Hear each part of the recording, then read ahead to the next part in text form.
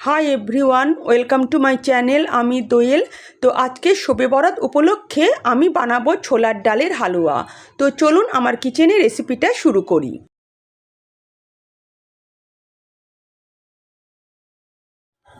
ছোলার ডালের হালুয়া বানাবার জন্য আমি মেজারিং কাপের 2 কাপ ছোলার ডাল রাতভর ভিজিয়ে রেখেছিলাম। এই সেই মেজারিং কাপ, এই কাপের মাপ করেই আমি 2 কাপ ছোলার ডাল নিয়েছিলাম। ছোলার ডালটা রাতভর ভিজে ফুলে কিন্তু দ্বিগুণ হয়ে গেছে। এটাকে আমি 2-3 বার পরিষ্কার জল দিয়ে ধুয়ে নেব, তারপর এটাকে আমি সেদ্ধ হতে দেব। গ্যাস অন করে একটা কড়াইয়ের মধ্যে ছোলার ডাল আর কিছুটা জল নিয়ে আমি কিন্তু সেদ্ধ হতে দিলাম। এটা আপনারা চাইলে প্রেসার কুক করতে পারেন, কিন্তু তাতে কিন্তু ছোলাটা অনেকটাই সেদ্ধ হয়ে যেতে পারে। কিন্তু এই ছোলাটাকে আমি একটু শক্ত শক্ত করে সেদ্ধ করব, তাই আমি এখানে প্রেসার কুকার ব্যবহার করলাম না। 7 থেকে 8 মিনিট খুব ভালো করে ছোলাটাকে আমি সেদ্ধ করে নিয়েছি। এবার আমি দেখে নেব যে এটা সেদ্ধ হয়েছে কিনা। একটা ছোলার ডাল আমি হাতে নিয়ে দেখব, এভাবে চিপে দেখুন, হ্যাঁ সেদ্ধ হয়ে গেছে। তবে খুব কিন্তু গলা গলা করে এটা আমি সেদ্ধ করিনি, একটু শক্ত আছে। এবার আমি গ্যাসের ফ্লেম অফ করে দেব এবং এর জলটাকে আমি ঝরিয়ে নেব। ডালগুলোর জল আমি ঝরিয়ে নিয়েছি। আরও একবার দেখুন, হাতের সাহায্যে আমি টিপে দেখাচ্ছি, দেখুন এরকমভাবে শক্ত ডালটাকে সেদ্ধ করতে হবে। সেদ্ধ ছোলার ডালটাকে এবার আমি পিষে নেব। তার জন্য আমি মিক্সার গ্রাইন্ড ব্যবহার করছি। আপনারা চাইলে এটা শিলনোড়াতেও কিন্তু পিষে নিতে পারেন। আর ডালটা যখন পিষবেন তখন কিন্তু কোনো প্রকার জল এতে ব্যবহার করবেন না, শুকনো শুকনোই কিন্তু পিষতে হবে।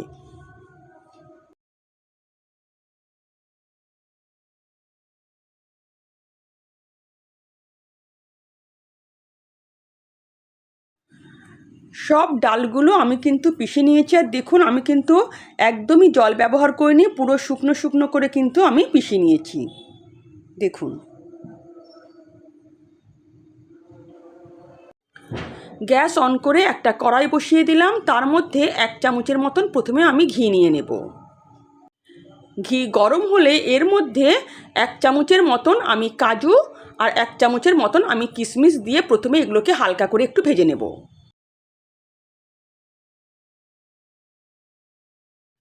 কাজু আর কিশমিশ ভাজার সময় গ্যাসের ফ্লেম কিন্তু লো করে দিতে হবে। লো করে এগুলোকে ভেজে নিতে হবে।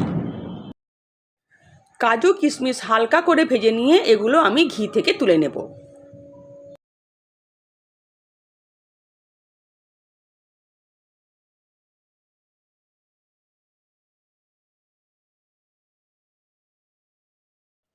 ওই একই কড়াইয়ের মধ্যে এবার আমি 2 টেবিল চামচের মতন ঘি দিয়ে দেব।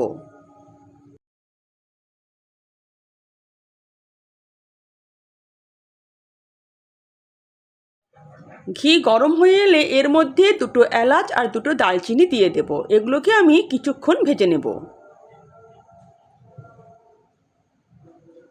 এবার এর মধ্যে দিয়ে দেব পিষে রাখা ডালগুলো।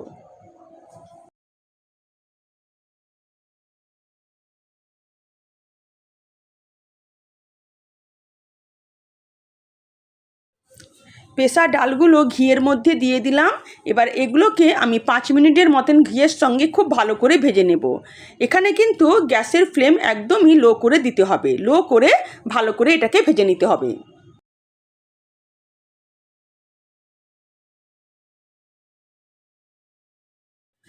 5 মিনিটের মতন খুব ভালো করে আমি এই ডালটাকে আমি ঘিয়ের সঙ্গে ভেজে নিয়েছি।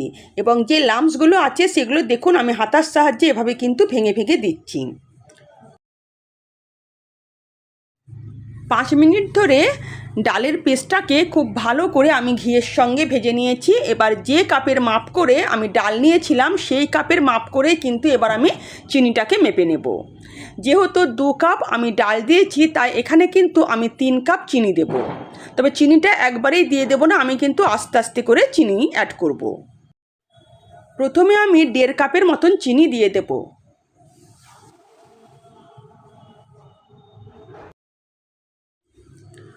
আরও হাফ কাপ আমি চিনি এর মধ্যে দিয়ে দিলাম। এখনও পর্যন্ত আমি কিন্তু কোনো জল ব্যবহার করিনি।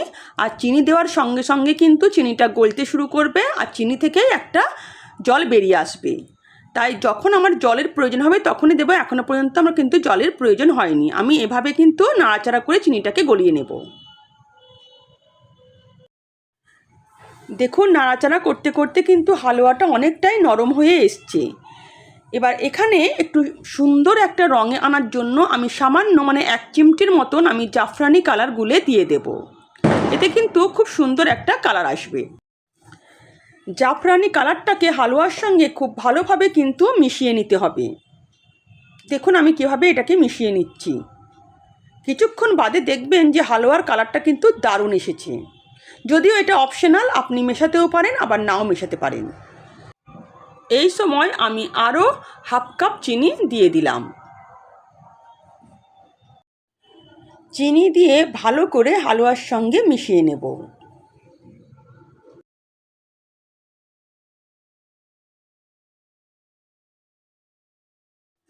এখন এর মধ্যে ভেজে রাখা কাজু কিশমিশটা দিয়ে দেব আর কিছুটা রেখে দেব গার্নিশিংয়ের জন্য।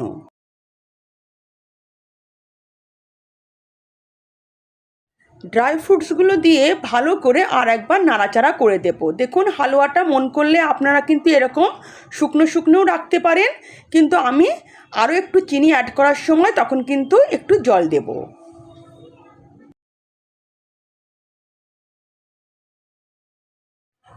কেউ যদি হালকা মিষ্টি খান তাহলে 2 কাপের বেশি আর চিনি দেওয়ার দরকার নেই। আর কেউ যদি বেশি মিষ্টি খান তাহলে আরও 1 কাপ চিনি দিয়ে দেবেন। আমি শেষের দিকে আরও 1 কাপ চিনি দিয়ে দিলাম এবং এই চিনিটা দেওয়ার সময় আমি 1 কাপ জলও দিয়ে দেব।